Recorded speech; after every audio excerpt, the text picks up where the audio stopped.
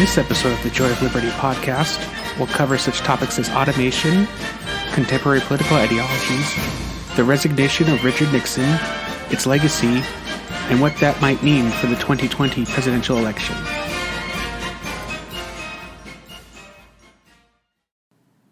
Okay, here we are with another episode of the Joy of Liberty podcast.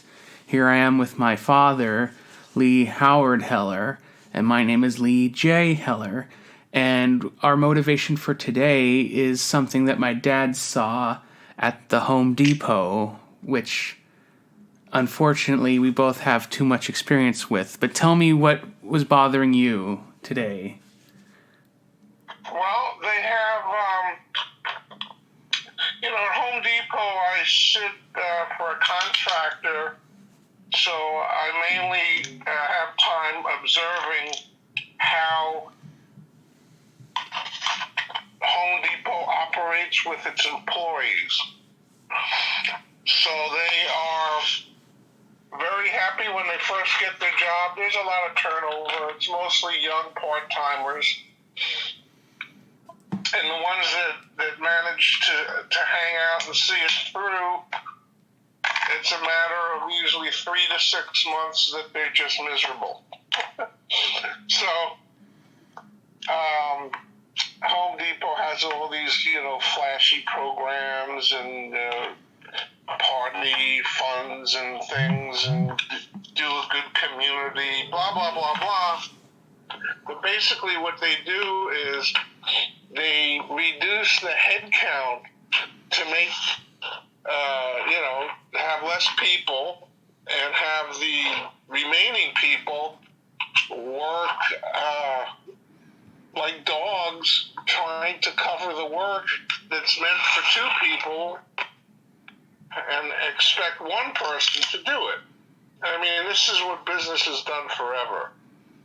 In my early careers, I saw the same thing. Let's replace the room with 150 bookkeepers with a computer.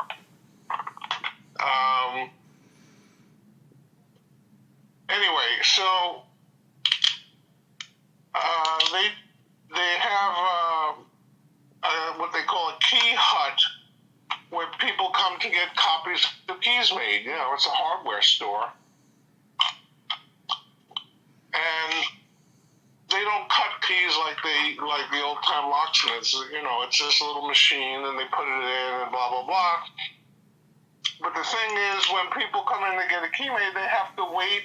First, they have to find one of the associates or walk over to the customer service desk to have somebody call.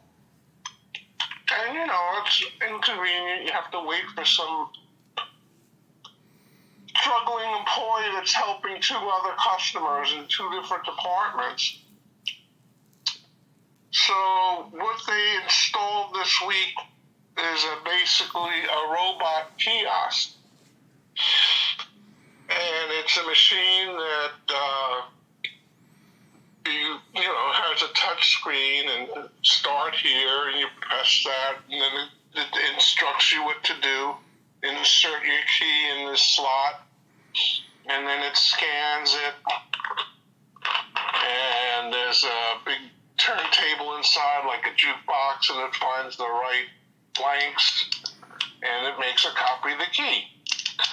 And what I noticed when I tried it just to understand it is it adds $1 to the cost of what they used to charge when one of their people made the key for you. So I said, this is again where the financial reality is upside down. So in effect, Home Depot has paid for the technology to have me do their work and charge me $1 a key for me to do their work. So when you look at that at its simple form, it's outrageous. Wait a minute. You should be paying me to do your work. It should be $1 less. Right. Well, that's the same thing along with those self-checkout, which I try to avoid out of principle for the similar reason. It's like, yes, they're replacing people's jobs with them, but we're doing their jobs for them, and we're not getting paid. Like at least if they offered some sort of discount, that would be agreeable. But they don't even do that. Well, no, they don't. So the sheeple of the world, us consumers, accept it. And they prey upon that fact that the customers, when they're asked in their survey, well, I like to do that because I don't have to wait online and it's more convenient. It's always about convenience, basically being lazy. And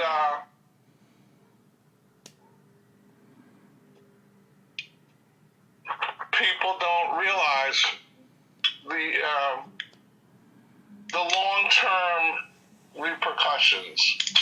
So we had one presidential candidate, Andrew Yang, who tried to explain to America what this is all about.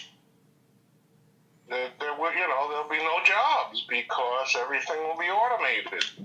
And we see it now in our everyday life, day after day, more and more of it. I mean, I have to be in a confrontation when I'm at the ShopRite doing my grocery shopping, and it's just for me, so it's often not a lot of stuff. And there used to be an express line. There was several of them.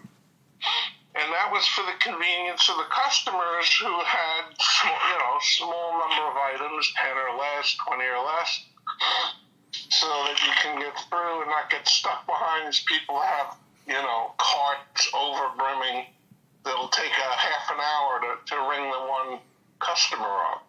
So they did away with the express lanes and have instead self-checkout terminals. So I said, well, where's the express lane? Well, it's the self-checkout. She says, well, I don't want a self-checkout. So at the supermarket and at Home Depot that also has a self-checkout, they do have an employee standing around to help. And we're still at that point where there's this somewhat attempt at customer service by having that person there to help you. So I go there, and I'm not looking for their help. I'm just looking for them to scan it and bag it. Not to help me scan it and bag it and pay.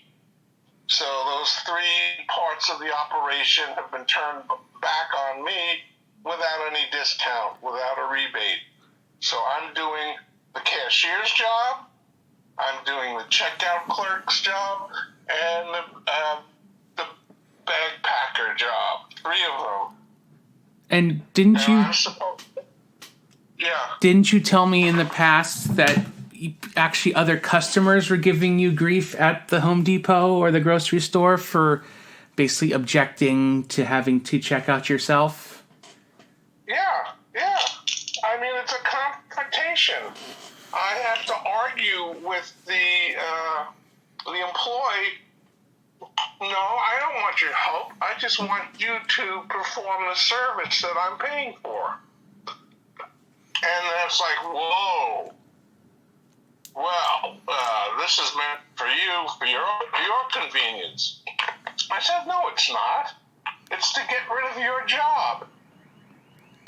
And I get into a confrontation. Now, I've had to talk talked to the managers a number of times, and I said, if you're forcing us to use self-checkout, but you're having somebody there to help, you need to train them to be cooperative with the customer and to service the customer. And they actually seem to have done that to a certain extent, where it's, I'd be glad to. So I just hand over the stuff to them and let them scan it and bag it, and I still have to do the payment. Right. Well, it's a similar thing happened when I flew on the plane recently. You know, they have those self-check-in machines that you can't, basically force you to use them. You can't use them, you can't even go to the counter anymore, and you have to pay with a credit card. So you're doing all of that. And I, was having to figure, and having to figure that out, and then having to, take your luggage tag off and then do that yourself. And there was an older couple next to me when I was at the airport, and they're like, "What's going on? I don't know what I'm doing. I don't know how to do this. Am I supposed to do this by myself?" And I'm like, "Yeah, that's what you're supposed to do." And then when I try to talk to the workers there, they get all indignant on me, and I'm just like, "Yeah, don't you realize that they're trying to replace you?" Well, I think some of them do, and that's part of their indignancy. So not only am I waiting to be replaced and lose my job or have to do twice the work of two people, but then I have to listen to our customers complain, rightfully so, but I have to deal with them.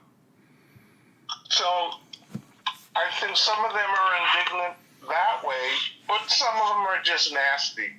Because, no, you're supposed to do that, mister. That kind of attitude. Right. Well, that's something I've, unfortunately come across a lot these days, is people are so happy and proud and smug to not be able to help you. Right. They're like, "No, can't do that. Sorry. Right. Go ahead and do that yourself." Yeah, we find a lot of that, especially, that everything is online now. Right. Well, besides that, the job that I do, which is trying to get people interested to sign up for a free in-home estimate for their heating and cooling systems, business has dropped off substantially. And one of the reasons is that more and more of the people that are coming to the Home Depot are coming to the service desk to pick up what they ordered and paid for online. So they're not in the store shopping or browsing. They're coming to pick up their stuff.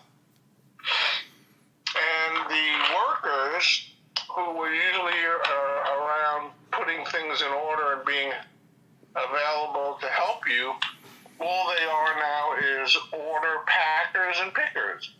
They go around, the orders come in, and they go around the store and pick the stuff up. And that's what they're doing. So, I'm sure the supermarket now has where you can order your shopping list online and pay for it, and they pick it, and they prepare it, and you go and you pick it up for a fee. They charge for that service. And I was going to start using it, and I said, you know what? No, I don't want to do that.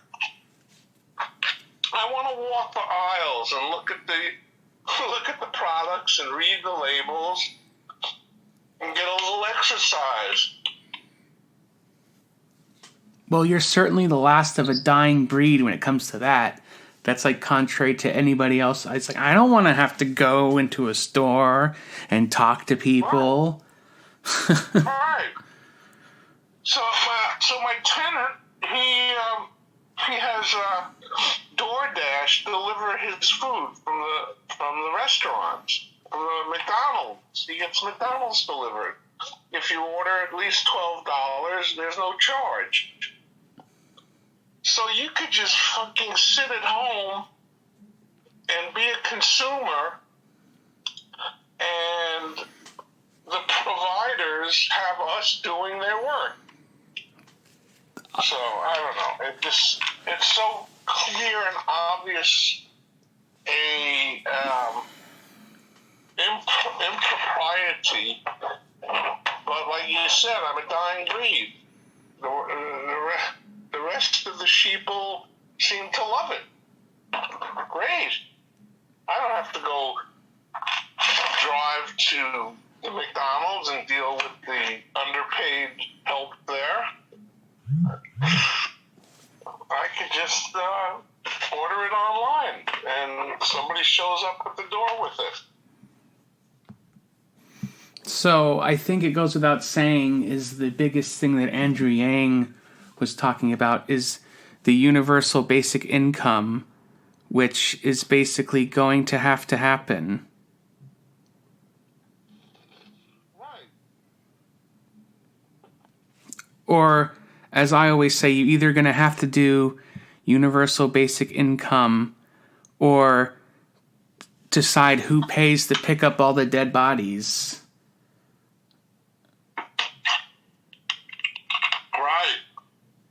Right. Because I mean, what do you do with all these people when there's no need for like low level unskilled laborers? What is going to happen to all those millions of people? Oh, well, you should be getting your Harvard degree and learning how to be the people that are automating the process. Right. But I'm sure if I talk to you-know-who about this robot, there's probably some hotshot, genius, young entrepreneurs that went to their MBAs and figured out how to make this device and then sell it to the Home Depot, all, 10,000 Home Depot locations, and have all become multimillionaires. Right. That's the joy of non-liberty. Whatever the opposite of liberty, that's enslavement. Well, like I said, I've never been one in favor, like, we shouldn't, stop technology just because it's going to put people out of work. I don't believe in that. I don't think that's the right move. But with that said, you do as a society need to figure out some sort of solution to that problem.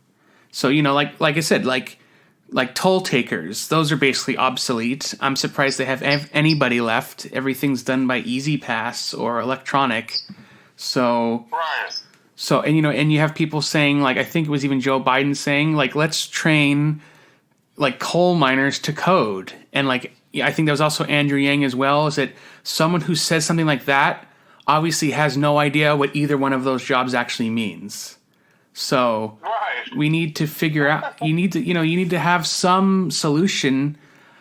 I'm not exactly sure what that is at this point, but clearly, at least for the next generation, make college and trade school easily accessible. And I mean, what would you say in your old man ways? What should they do for all these people that'll be out of work because of the robots? Well, you just said it. You said the magic words, next generation. Wasn't that the famous line in First Contact? You remember that? No, what are you talking about?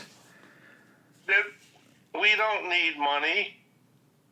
We only need to improve ourselves. Well, we're way behind till we get to that Star Trek utopia idea. In the short term, we've got, like I said, this country, apparently last time I checked, is that, what did they say, 60% of the population earns $40,000 or less per year. That's obviously not sustainable, especially at least in a supposed democratic system.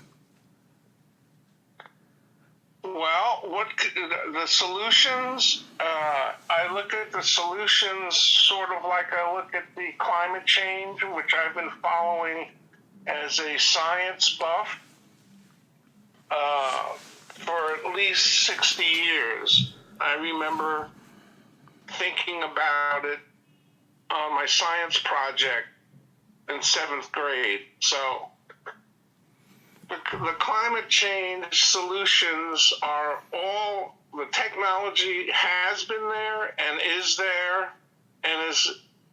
always up against the forces of power and greed, which blocks the solutions.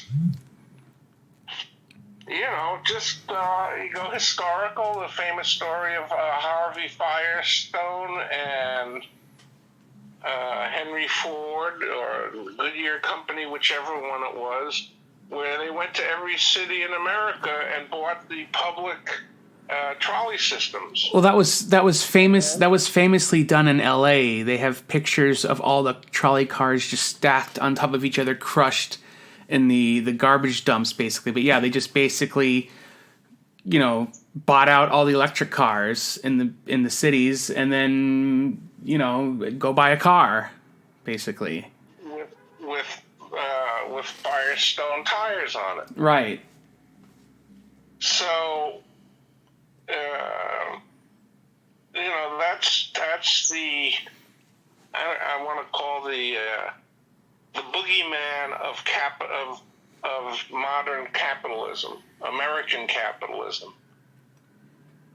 And it has taken over and has enslaved and manipulated, and there are alternatives and there are solutions. But, you know, when half the country is going to vote for Trump, you got to say, you know what, they don't care, so why should I care? Well, that's the thing. The part of the reason that he won is he was able to latch on to those fears and disgruntled, you know, working class people that seeing all their jobs disappearing, being replaced by robots, and not really having any options. And then he comes up with false excuses for their problems.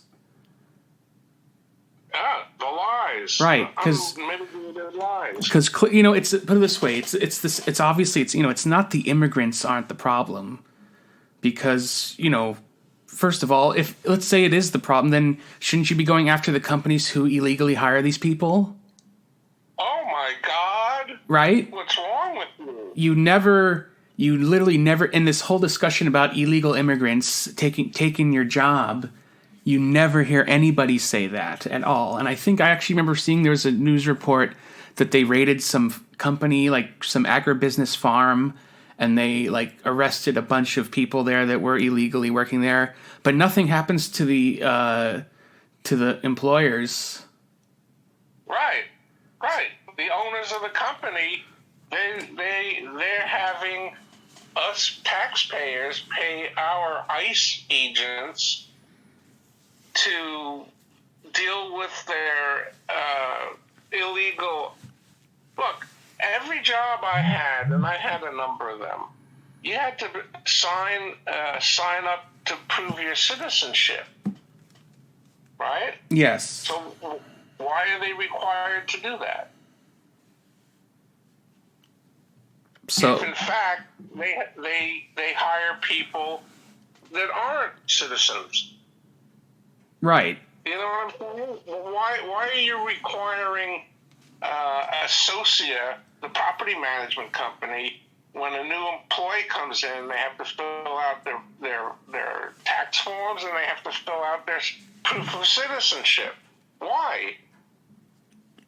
What do you mean, why? Why require them to do that paperwork if, in fact, they don't enforce it? Well, they do and they don't. Like that's what I'm saying. Most people are. Like, if you want to, you got to get, it's all about getting taxed and paying in your Social Security.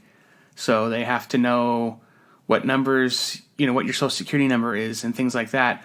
But they only do that for, I mean, look, let's be realistic. How many companies actually hire illegal workers, like legit companies? Like, I'm assuming people like farms can get away with hiring, illegal workers, like restaurants, Why? cooks and things. Why? Because Why? people pay cash. If there's no paperwork, then there's nothing to report. You know what I mean? So they're tax scoffers. That's also part of it. Remember what happened to our friend Christine? She was working at that horrible diner that treated her horribly. She got yelled at for speaking Spanish to like the cooks and the wait staff, just for speaking Spanish to them. And she pretty much told me there's so many people coming in and out because they basically hire illegal immigrants to work there, and then as soon as they come up with any complaint or problem, they just get fired, and then they replace them. Right. So next time if you're ever at Home Depot and some, Trump guy gives you a hard time about those damn illegal immigrants, I know it's basically, hopeless at this point, but not for everybody, but just say, okay, if what you're saying is true, all these illegal immigrants are taking your jobs, then why aren't the businesses themselves being prosecuted for hiring illegal workers? Right. Crickets. Communists. Right. No, what did you do that one time? You were just being a wise ass to some guy. You just said they were asking you like, what are you? And then you just said you're an atheist communist just to mess with them. Yeah, no, that was this older gentleman that was trying to get me to his church. Oh God. Yeah, and to show me the way of Jesus, and I had nothing better to do than to say, well, you know what? Jesus was a great human, obviously affected all of our human Western civilization for centuries. But he was also a progressive Jew. Right. So I'm a communist atheist. So I don't believe in any of that. They're nice stories. There's good people. There's bad people. And he finally got the hint and walked away. Okay. But he was persistent. It was like a half an hour. Really? And I just said, all right, yeah, that's it. I'm a Jewish atheist communist. So. Oh, that means you're like that. That means you're like the most hated person in the world. Right. So I'm not going to believe that Jesus was born with an immaculate conception. I'm more into science. Well, that's the least of the issues with that. I guess mythology, you can call it. Speaking of that, so the biggest contention, at least one of the constant contentions rather in America right now, is the whole America was a Christian nation, our founding fathers all agreed, blah blah blah blah blah. Well, if they actually knew how wrong that was. Now, it's not nearly as popular now, but it was, it's called the Age of Enlightenment for a reason, and most of I think John Adams was actually specifically a Unitarian Universalist, but I know that most of the other founding fathers were actually deists. Now, are you aware of what that means? Yeah, I understand that deist believes in the higher power, and that's it. That's as far as their belief goes. Basically, yeah. Some people call it the watchmaker philosophy. Is basically God made the universe, and then that's it. Like, he doesn't interfere. He doesn't intervene. He doesn't get involved in the affairs of humanity. So everything is basically up to us, which, if you're going to believe in the whole concept of democracy, a republic, free choice, you kind of have to believe that, because if you're the super hardcore Protestant Calvinist predestination people, then nothing matters if it's predetermined by everything's already predetermined. Well, that's like the Muslims are like that too. Allah be willing. It's all Allah's. It's all God's will. Doesn't matter what we do or don't do. But specifically going back to the founding fathers about the deism, so people often don't know this too, but Thomas Jefferson actually wrote his own version of the Bible. Yeah, I remember that. And he basically, just kind of like you said, he took the Bible and he emphasized on, the teachings of Jesus being a good man who, obviously got, I was going to say got screwed over big time, but he basically took away all the magic power stuff out of the story. Right. And I doubt you will hear most or any American politicians ever bring up any of this stuff. Well, they shouldn't even be talking about religion. Yeah, well, it's just used as like, I still don't know how are evangelicals able to support the most ungodly man in the history of our country to be president, who like. Right. Who daily takes breaking the Ten Commandments as like a virtue. When it was in the name of Christ and Christianity that the Spanish conquistadors and the English colonialists committed genocide. While they tried to convert. So not only will we convert you to Christianity, but we'll also enslave you. It was I remember when I was living in Northern California, I met a Native American man who was a member of the Hoopa Indian tribe. And he told me a story, basically kind of what you're saying is similar, but back then, the Spanish conquistadors would come, and then they would basically put a sign in Latin in the town or the city village square or something, and it'd be in Latin. It would basically say, "We're claiming this land for Spain, a Christian nation, and if you can't read this sign, it's your fault that you can't understand God's language, basically. And if you're still here when we come back, we're going to kill you all." I'm obviously paraphrasing it, but that's basically what they used to do to people. Right, so let's make America great again and find some other people to kill. Well, speaking of that, it's the... yes and no. I mean, obviously no one's getting killed yet, but, Well, no, some of the children at the border crossings died under our care. Right. Living in cages with dirty diapers. And speaking of that, they just created a division to streamline revoking citizenship from people who have it. Did you hear about that? Yeah. So now even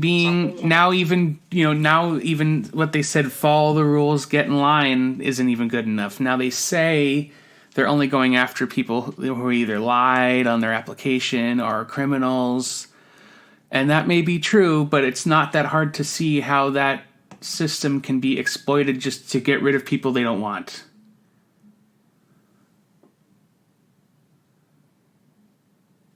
Right, we need more immigrants from Norway.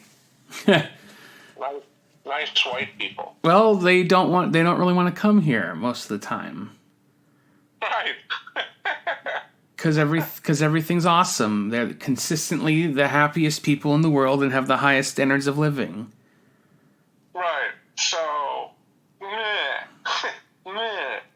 Well, And that's the thing. It's That's like another argument winner with the Trumpsters. they just don't care. Then they say, "Oh, it's a smaller country and it's not as ethnically diverse." That's usually the answer I get. And the fact that their people are the happiest people in the world doesn't matter? No, because it's a smaller country full of similar people. That's the answer you get. And that's why they're happy? Well, that's their excuse making. Yeah. I think the problem is like our whole, like I try to say, like I personally, years ago when I used to be more into this stuff, I guess you could say, but I just decided one day to be like, hey, what do I believe in? Like politically, like what is my political ideology? And so I just, I basically, as much as I could on my own, just read basically everything I could find. And, I've always had a slant towards, I guess people would call it leftist or the left side of things. I, always consider myself liberal when I was younger. Now I consider myself a progressive because I feel like there's a big, big difference between a progressive and a liberal. We can get into that. But basically, I came to terms with the concept of social democracy, which is almost never, ever, ever used in American political discourse. But it is actually its own thing, and that's basically what the Scandinavian countries are social democratic nations. And all that really means is that they're still capitalist, so they still have profit motive and they still have incentive and drive, but they have strong social safety nets, progressive taxation, universal health care, and free college. So, basically, if I had to say what do I believe in, I would say I believe in Rooseveltism.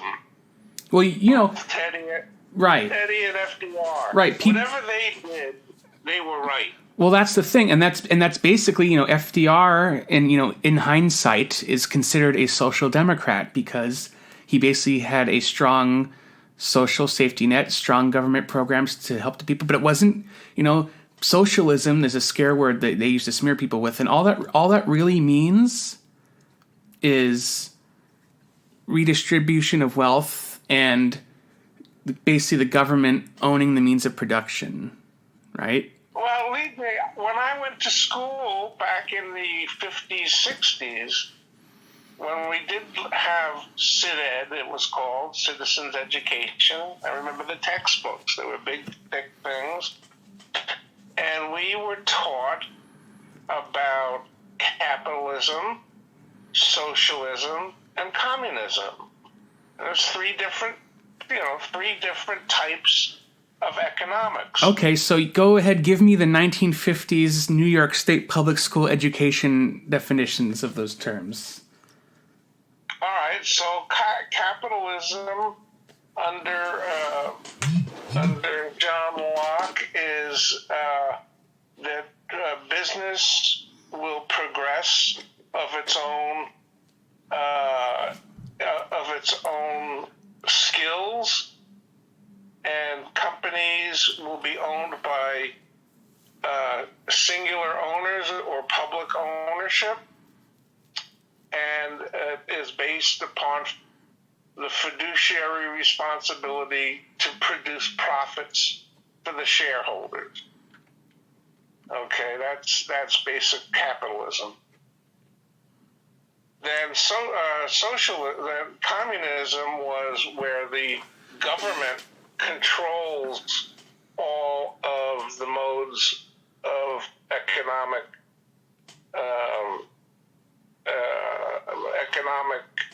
production, and that the workers, in theory, are the owners of the production because the government is them.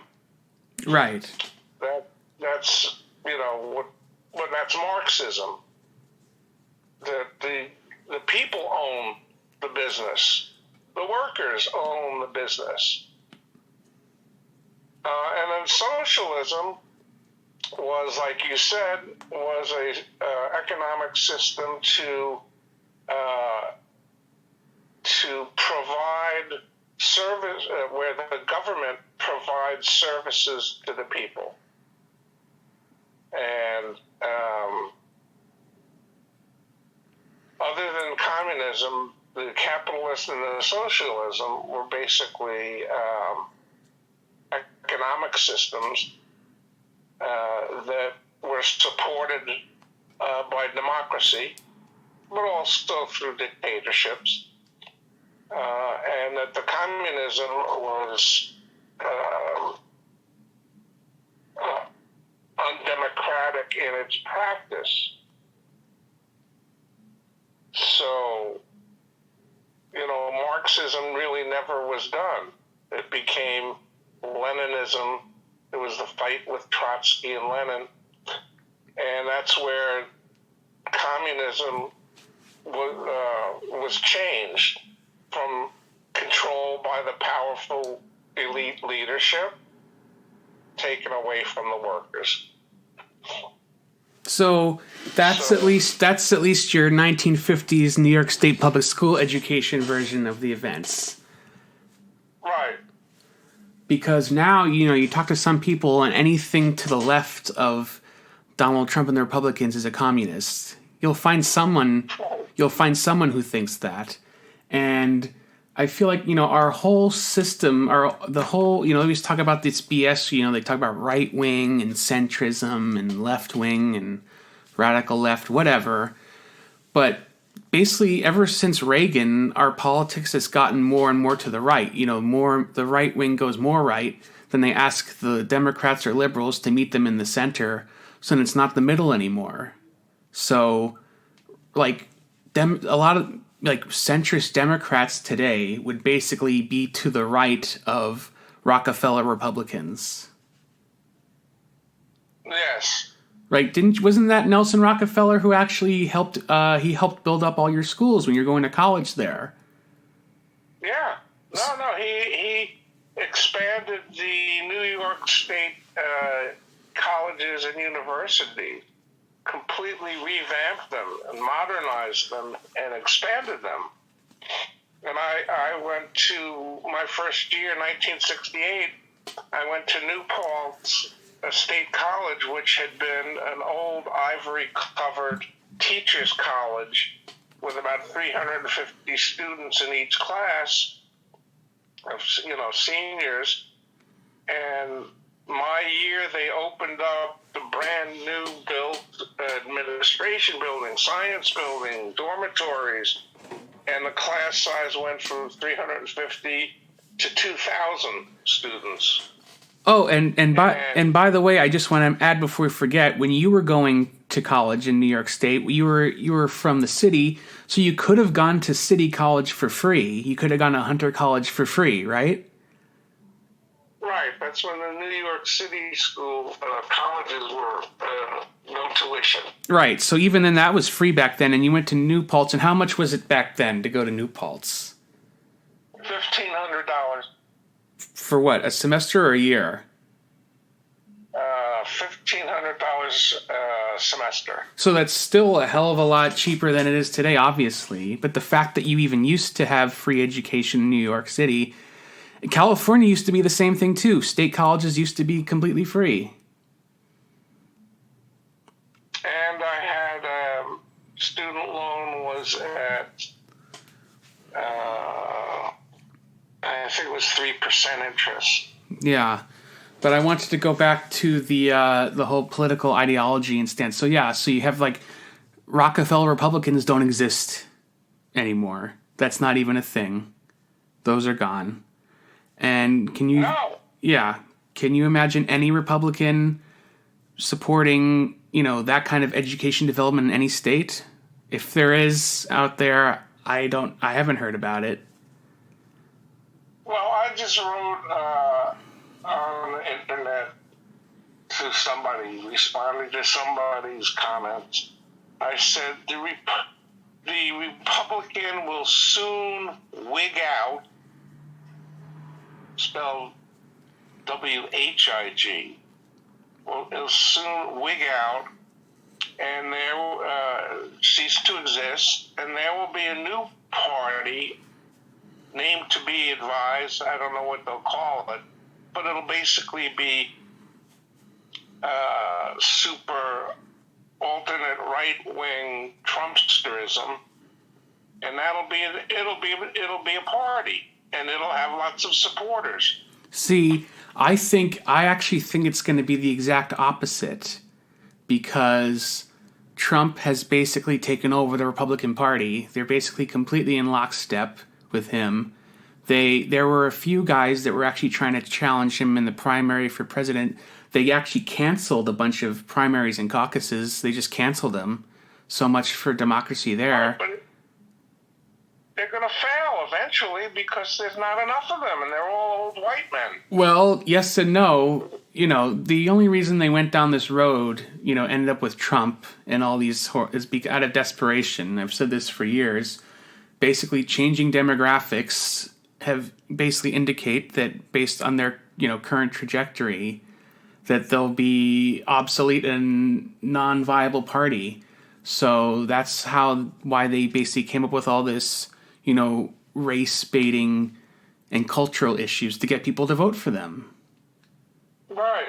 And that's a famous book. What's the Matter with Kansas? He talked about, the Midwest used to be a bastion of progressive values, labor movements, and even, we used to even have socialists elected to positions in government like mayors and stuff.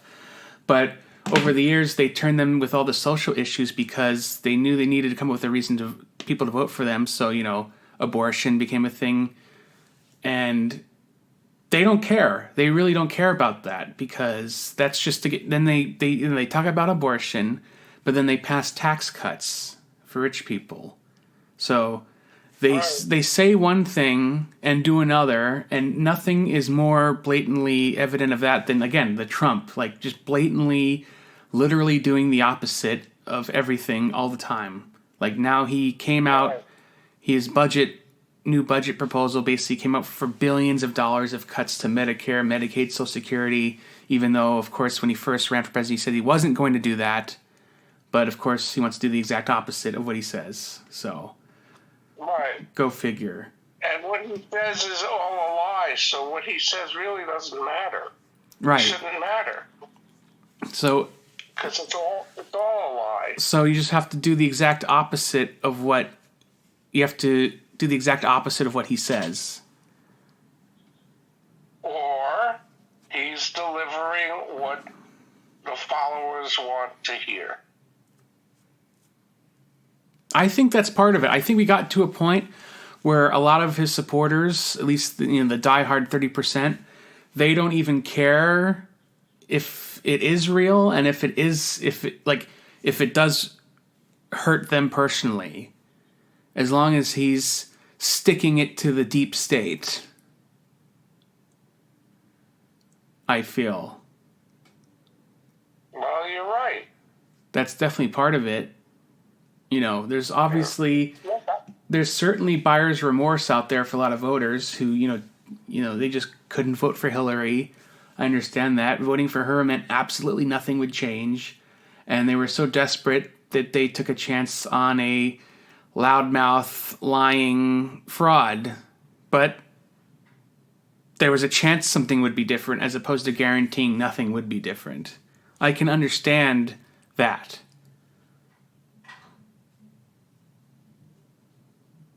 So that's what we're facing now. We've got the Democratic elite that if I hear one more time about the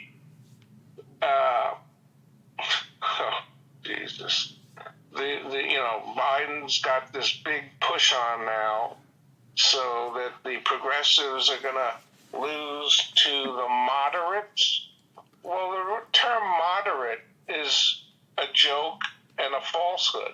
Right. Well, it was like, yeah. It's the moderates that did not pay enough attention to the working class, the working poor, and the poor. They just didn't. And that's how we ended up with Trump. Right. So all you're doing is, the status quo is a huge improvement over Trumpism. I would have to agree with that. If you had only those two choices, of course, let me have the Democratic fake caring for the people versus the Trump, which is just freaking crap all over the people. Explosive diarrhea over the American people.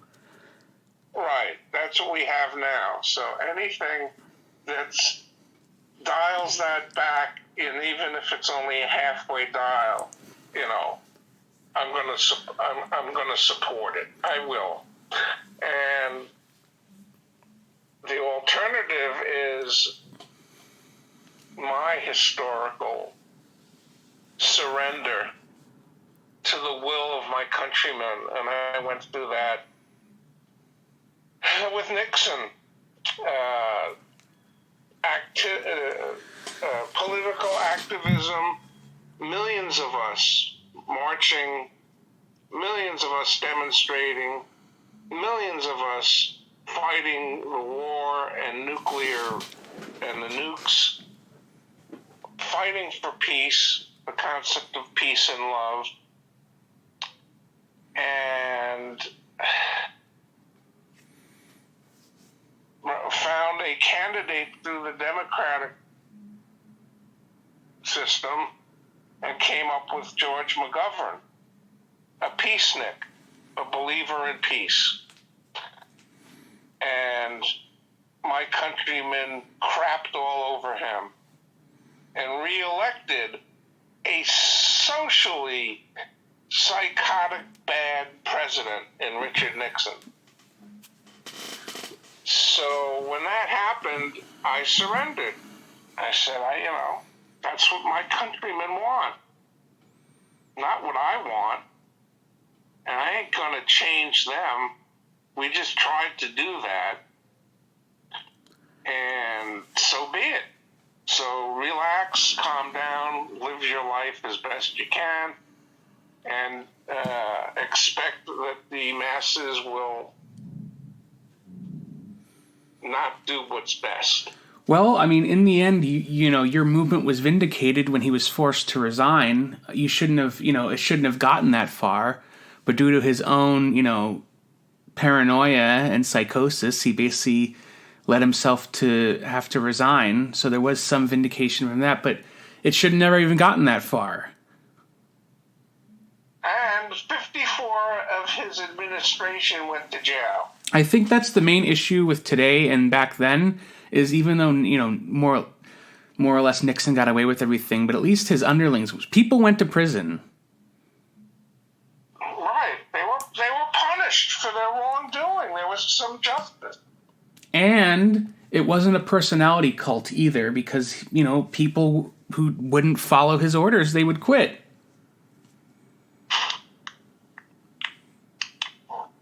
Well, right. Where was that? The Saturday Night Massacre, right? He wanted his, correct me if I'm wrong because you were alive back time, but he had the special prosecutor was investigating him for Watergate.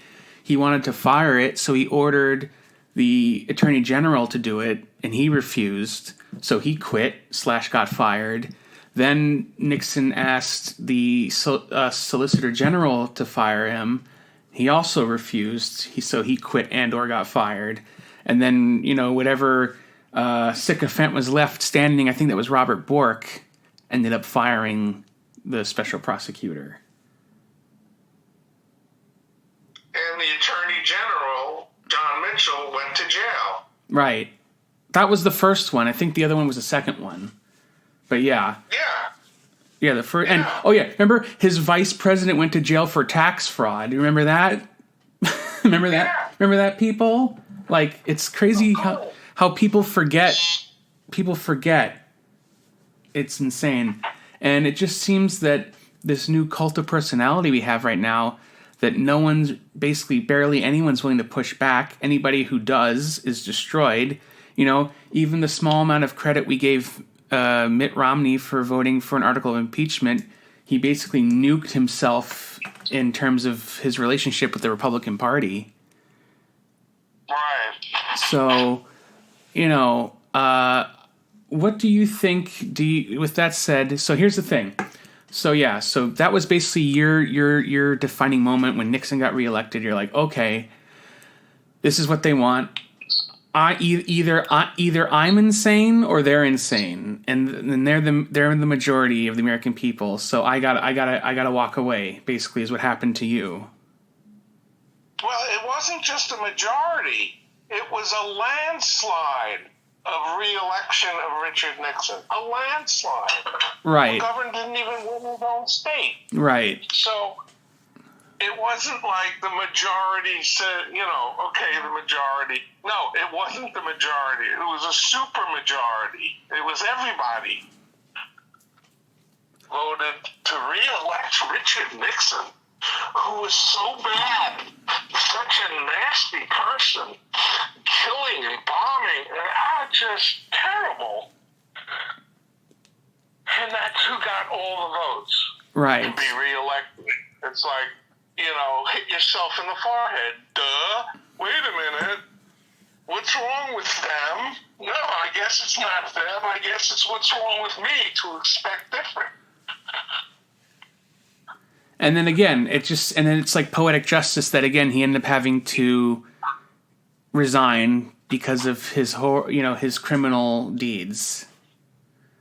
Right. And he basically got caught, and he knew he would get cooked. He knew it was going to happen. But that's when the Republican Party finally said, "Look, you got to resign, or we're going to have to remove you from office." And that's just not going to happen right now. No. Well, I wanted to say, so here's the thing. Speaking of that landslide victory, that's why the DNC, Democratic Party establishment, is so afraid of Bernie. Not just for the fact that, he'll basically end all their corruption, cut off all their bribes and all that stuff. But their excuse, their real excuse for not wanting him is that it'll just be another McGovern. That is their excuse. What do you think of that theory? I think that's a valid theory. So you do think it's a valid point? Yeah. So what about the fact that all of the polls said that he would have crushed Trump last time, would have walked away with it? Even Bloomberg said that before he was running president. He said Bernie would have walked away with it if he was the nominee last time. I feel like 2016 anything was possible, and those were the choices we should have had. That would have been like the final decision of the American people. It's like, do you want social democracy or like corporate fascism? But then we got corporate fascism, lunacy, or no, same old shit, right? Right. So it wasn't the final decision. It wasn't the final answer to the great American question, where do we want to go? We kind of got robbed of that. So I feel like we're in a different dynamic now because he's been president. And, I always say, statistically speaking, 75% of presidents get reelected. So we have math against us. But I still think that he seems to be the best one as far as the polls go. And again, this is just, remember, Dad, just what you said. Didn't you tell me, and was that 1968 or 72? It must have been 68, but you said all of Bobby Kennedy's supporters went to George Wallace. And at first, you'd think, well, how the hell does that make sense? They're like diametrically opposed in almost every conceivable way. But when you get down to it, what makes them similar is they were both populists. Right. And they were both wanting to change things severely for the people, and they had completely different perspectives and ideas, but the feeling behind them was the same, is that they were going to change things. Whatever that change was, but they were going to change. So I feel like it's the same thing with Bernie, is that where he stands, what he wants to do, and he's been consistent his entire life, and at least we hope and we feel that he'll actually fight for us. So he is a change maker. And the difference is Trump said the same thing, except he was lying. Right. Drain the swamp, and he's hired the most swampiest swamp creatures ever. Like Steve Mnuchin, who has trouble keeping his human skin over his lizard form. That's just one example. Or that Wilbur Ross guy who's like, was an SNL joke made about him? It's like, oh, God, I have to send my horse to public school. You know what I mean? These people are so wealthy and so out of touch. So, say drain the swamp. Like I said, literally the exact opposite. Drain the swamp. No. I'm going to inject the swamp monsters with radiation so they become even bigger swamp monsters. And I mean, we could go on for like 8 hours worth of if you literally listed off like all of the corruption, all these guys that have come and gone. Like, remember that EPA guy at the beginning? He was just blatantly corrupt. No one's even talking about him. Like, is he ever going to go to jail? I doubt it. If you I don't even. How long do you think it would take to literally list like every illegal and or corrupt thing this administration has done so far? Like, I don't even know how long that would take. There was a posting to remind us all of all the ill doings, and it was too long to read. Right. It just, I gave up. I said, this is going to take hours to go through this list from all the ill doings under the Trump administration. So, Dad, as a guy who lived through the Nixon era and saw when there was a breaking point, and when and he finally had to resign, why do you think that this guy gets away with it / nobody cares? What's the unique situation that allows that to happen? What do you think? Well, I think it's the unspoken subtlety of the support of racism and hatred that is a far more effective mode than improvements. Right. We've talked about this before. We use your friend Ray, may he rest in peace, but he was, an old, how old was he? Like 78 years old?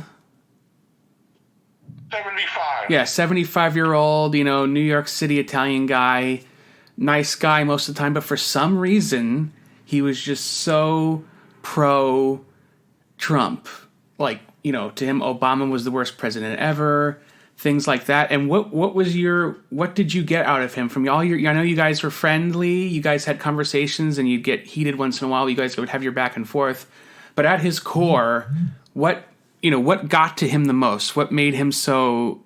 Where did his anger come from? Is what I'm asking. His anger, one of his core angers, was that when his family came from Italy, his parents or grandparents, they had nothing given to them.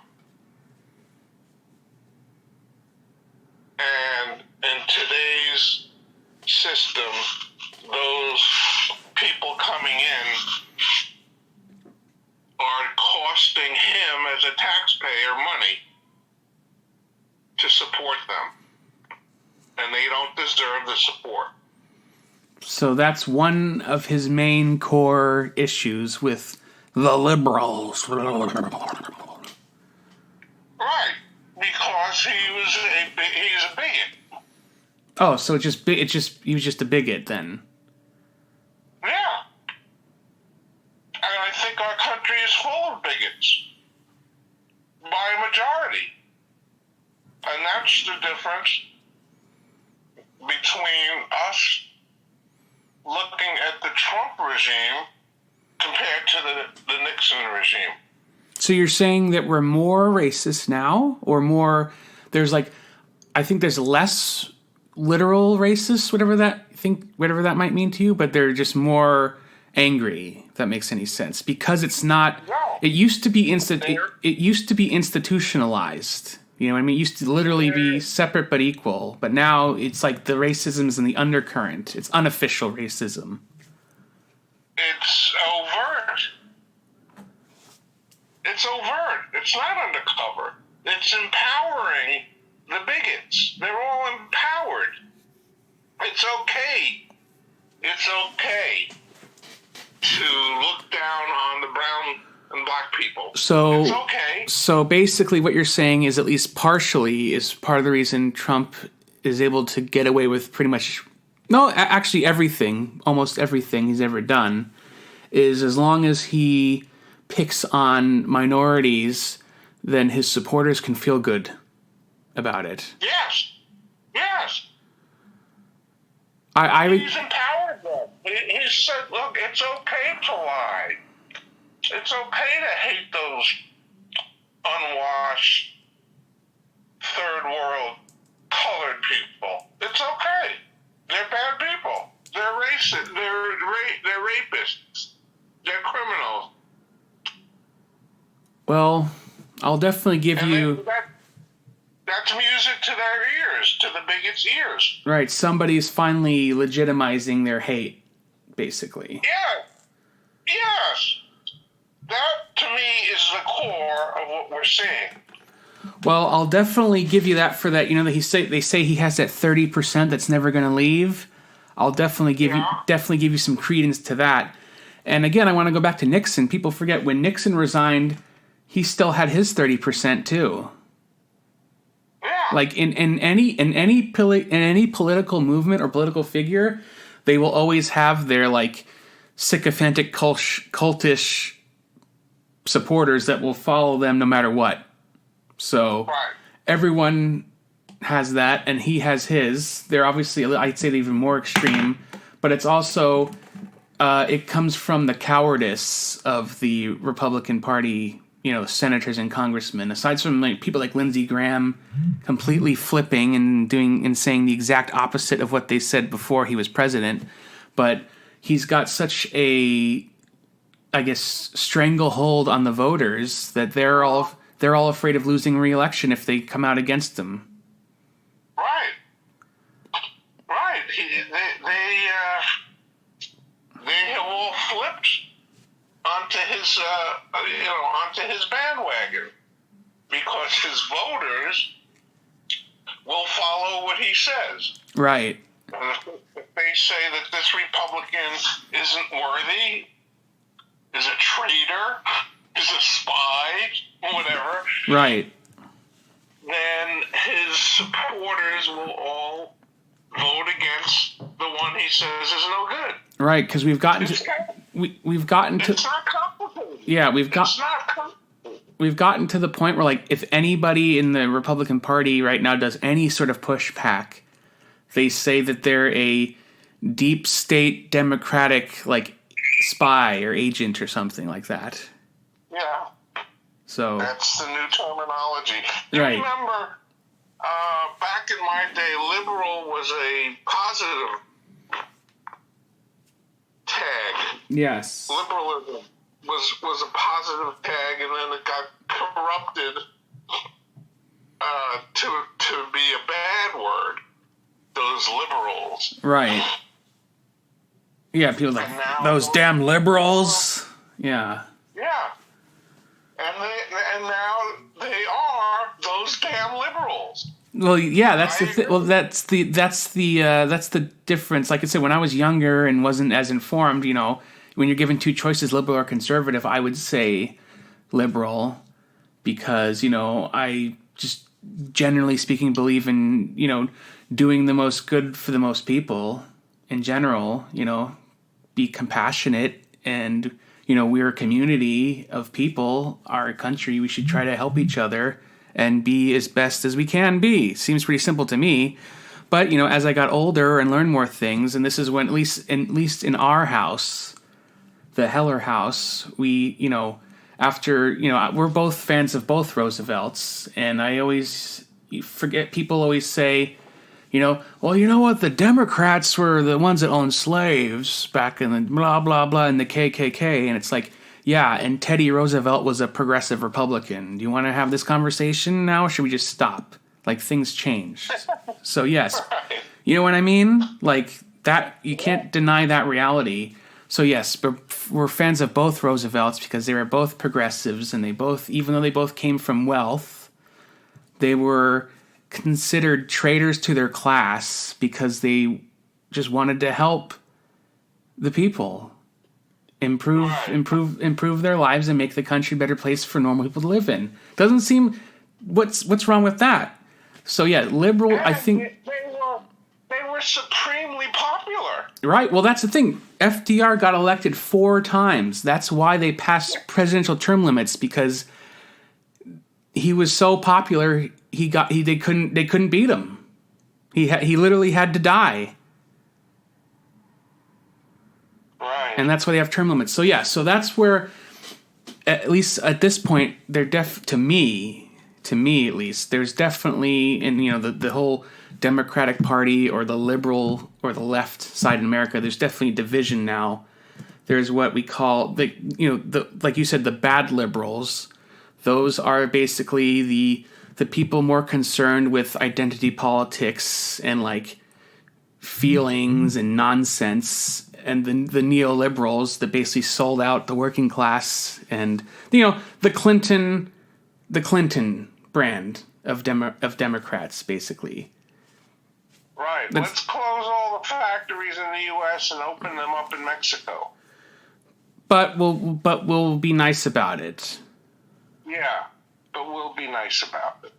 And they complain about when people say mean things. So I really feel like that's the only reason they don't like Trump. Like, generally speaking, his actual policies, they'd be like, yeah, sure, keep cutting my taxes. Cut my taxes as much as you want. Endless war, I don't care, whatever. It's good for the economy, right? Good for big business. Oh, but he said such a mean thing on Twitter. Ew, that's so gross. He's so mean. We need to get rid of him. So let's vote for another asshole, racist, misogynist billionaire who just says less mean and gross things. Those are who the modern day liberals are. If you call yourself a liberal and you're willing to support Bloomberg over Bernie Sanders, you should be ashamed of yourself. What would you categorize Bloomberg as? Well, he's basic. I mean, like I said, first of all, I don't like him. First of all, no more billionaires as president, full stop. Right. I've said for years, either you should decide to be a super wealthy businessman or president or politician, but don't do both. You can't be both. You shouldn't be both. Case closed. Aside from that, he has no real political conviction. Remember, back in the day, he was a Democrat. Then he turned into a Republican when it was advantageous for him to become mayor of New York City. Then after he was mayor, he's like, I don't even need the Republican Party anymore. I'll become an independent. Then he used his power to change the law so he can get a third term as mayor. And remember, he donated to Republican senators as recently as 2016 to help keep the Senate. So he just did that. He gave $12 million to that Senator Pat Toomey to keep his Senate seat just a couple years ago. So was that Texas? I think so. I'm not sure. I don't think it's Texas actually. But I should check that up. But yeah, like I said, as recently as last election, he was giving millions of dollars to the Republican Party. Full stop. You can't deny that. Surprisingly, it's not really talked about. No shit. And all of his policies are regressive authoritarian. Like what? Remember we joke. It's like he got rid of the big gulps which is an authoritarian thing. Like, I don't like people drinking lots of sugar. No more, I can still buy 2 small ones. I just can't buy a big soda. That's just stupid. So there's that authoritarianism. He got rid of those saturated fats.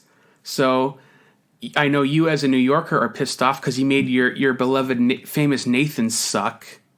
It's your right as an American to eat as much greasy, oily, delicious foods as you want. Right? He destroyed the best French fries in the universe. Right. And then, of course, he did that whole stop and frisk thing that everybody hates because it basically discriminated against, black and Hispanic population, and he only stopped because the court stopped him too. So, what the hell kind of Democrat? Yeah.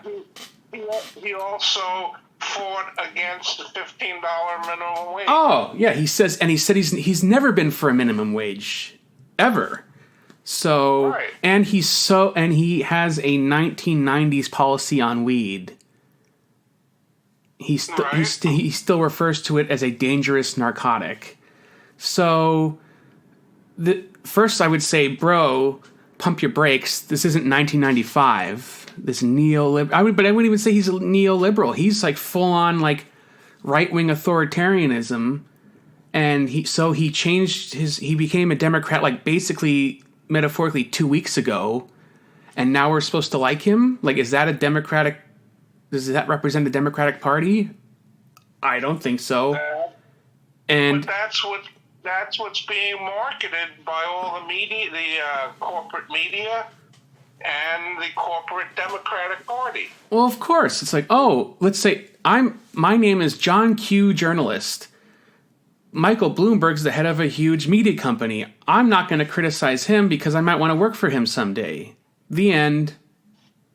The end. There's not much else to say about that.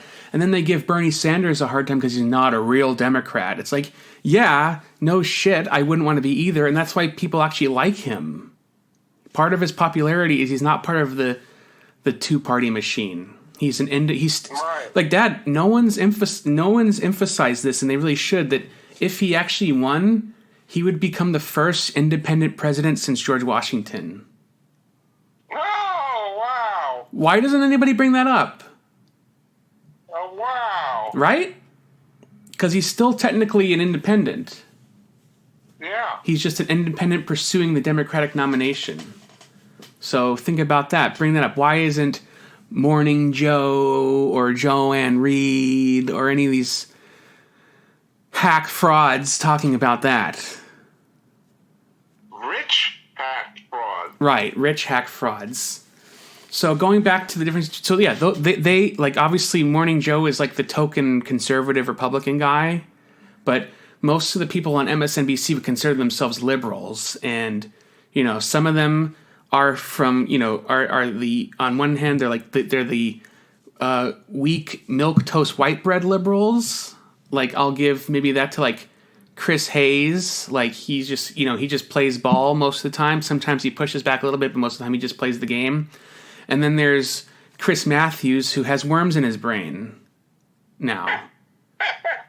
Right? What the hell? You're making Nazi allegories to Bernie Sanders winning a primary, and he's got Lindsey Graham worms in his brain. Right.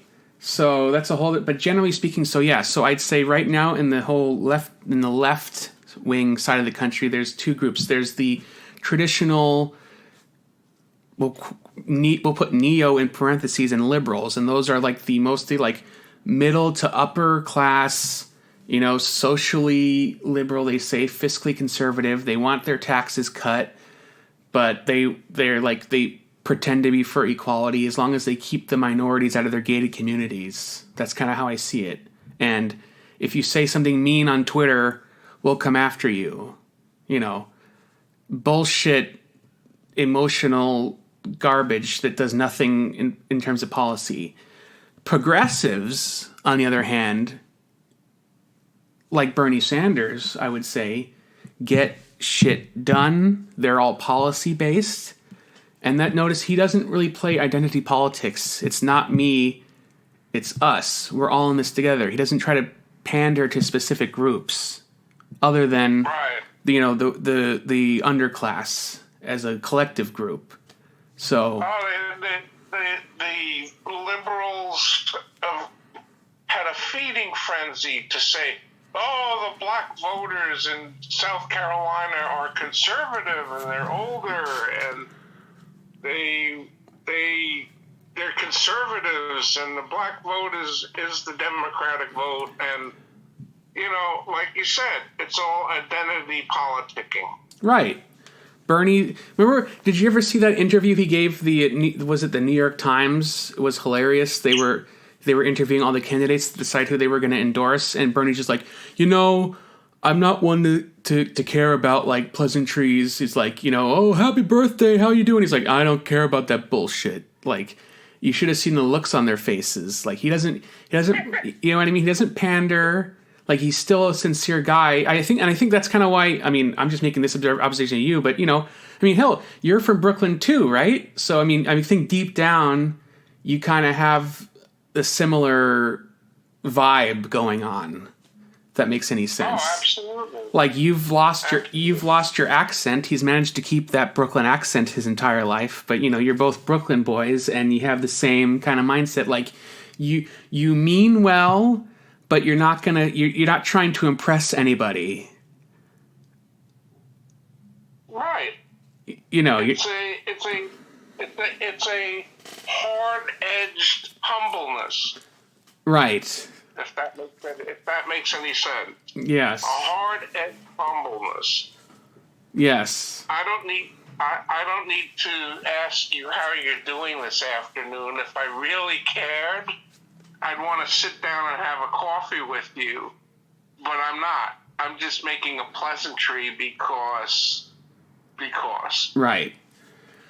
So meaningless. So yeah. Meaningless. So generally speaking, that's how I differentiate liberals from progressives. Liberals are, like I said, honestly, they're complainers, they're whiners, they're weak. They complain about the nonsense and do nothing, and they attack progressives for being too quote unquote radical, while we have like crazy, insane, moronic fascism knocking at our door, and they want to go after AOC and Bernie. They want to have to stop Bernie. Why?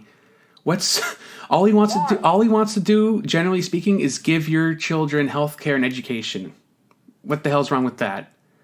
And and he's got his supporters. He's got like AOC, Ilhan Omar, all those are progressives because they feel like they're all about their policy base. Agree with them or disagree with them or not, but at least they're policy based, and they want to affect actual change that will help a substantial part of the community.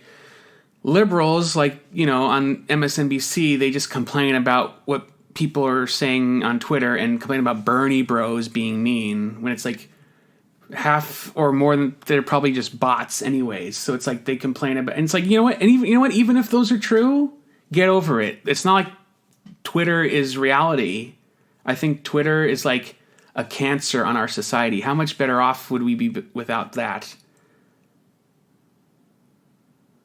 They just, there was a news piece I heard today. So the CEO, founder of Twitter, is probably on his way out because he only eats 7 times a week, does 2 hours of meditation a day, and I think is going to India for a couple of months. So some leveraged investors are going to buy up enough shares to kick him out and say, we need a CEO that's in charge and taking care of the company. Well, not even that, but I heard it's actually like a consortium of super, like, pro-Trump billionaires, basically trying to buy out Twitter. Yeah. So that creates a whole other dynamic. So. And if Bloomberg is such a Democratic hero, why doesn't he buy Fox News? He could do that tomorrow. He could offer them just a couple $1 billion. That's like chump change to him. Right. He could just go to Rupert Murdoch and say, hey, Here's $6 billion. I'm buying Fox News. Go away. Right. I think it would be hilarious because I would love to see how many people legitimately believe what they say. Like, how fast would they flip on Fox? You know, let's. Oh, they'd become Bloomberg supporters immediately. That's what I mean. Like, you think even Sean Hannity would? No, he's too far down the rat hole. Yeah, but I feel like the majority of them would immediately do what they're told. You know? Yeah.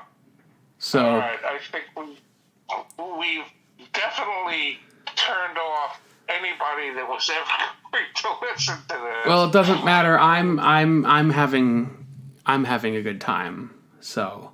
Right. That's right. That's what it's all about. So what's going to happen is it's going to be a McGovern story. Do you really think that's going to happen? Yeah. Because all the polls say that Bernie has a good shot at it. So did McGovern. All he needs to do is win like those Rust Belt states that were betrayed by Trump. And you know, Dad, let's say even if you're right, even if he's going to be McGovern 2.0, if we lose, at least we're losing on principle. Because if we put another milquetoast, lame, bland, boring, status quo centrist and lose, we'll never have that final question answer. Like I said, this is going to be the final choice. And this is after 4 years of Trump and all that awfulness. This is America's last chance for a choice. You get to choose, social democracy or corporate fascism. And if corporate fascism wins, then, at least we tried. At least we went down fighting for something. And I agree. That's how I see it. I know that I believe that it'll be McGovern 2.0, but that's not going to stop me from supporting Bernie and the progressives. Right, because in the end, that's not your fault. It's their fault. What did Teddy say on the obelisk there? Oh, which obelisk? At Roosevelt Island?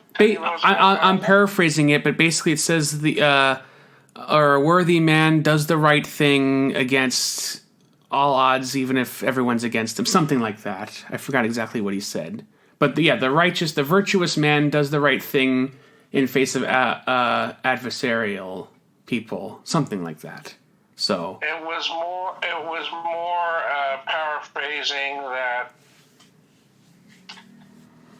to have tried and lost is far better than to never have tried. Right, that's it. Yeah, that's what I'm saying. So we might as well try to win with Bernie.